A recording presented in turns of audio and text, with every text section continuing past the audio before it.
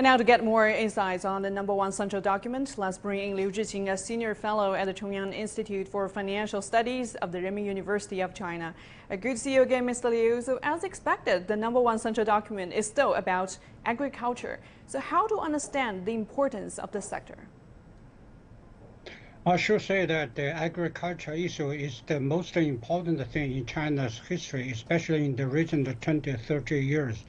The #1 document means that this is the precondition or priority of the state policy.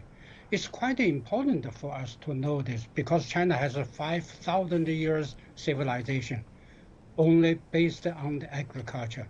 So I should say agriculture is the mother of industry. So the modernized agriculture is the basis of the modernized industry. So we have to pay great attention to modernize our agriculture, the farmers' industry. This is quite important for us. So we are very happy that to see central government has been very clearly understood this importance of this issue. That's why in the past 20 years, we have always the #1 document regarding the agriculture issues. That's when we are talking about the urbanization, we should not forget the ruralization is the similar importance with the urbanization. This is the both way to modernize China. Indeed, we can never overestimate the importance of agriculture. And you mentioned it's been 20 years. So in this year's document, what are the main changes compared to previous year's versions? What are the key points this year that have attracted your attention? I think the most important thing is that last year I compared this version from 2022, that the first point, the last year was the safeguard of the security of the food supply. Nowadays that we have emphasized again that we should safeguard the supply chain of the agricultural products and also have a stable output of agricultural production.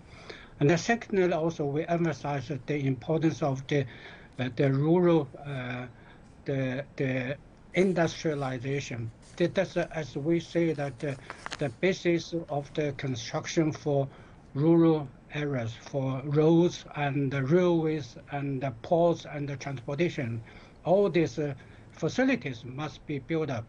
And the third, of course, as we mentioned, that with the agricultural techniques. Before we all talking about the fintech, that is the financial.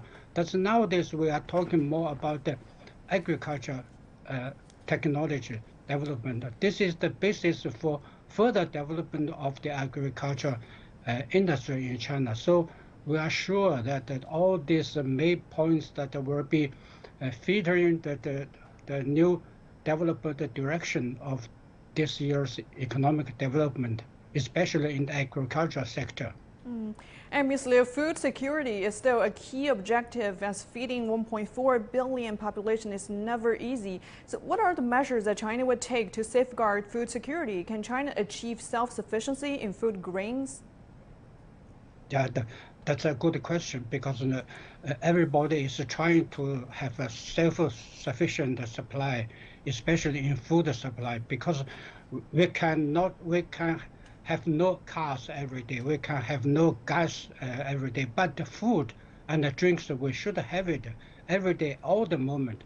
So I think the 4 points must be emphasized to safeguard this, our food supply, especially first that the enough land to be planted as used. We call it 1.8 billion mu.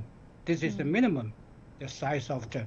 And then secondly, we should have a qualified, high-quality seeds for our agricultural products. We should not always rely on the foreign or imported seeds.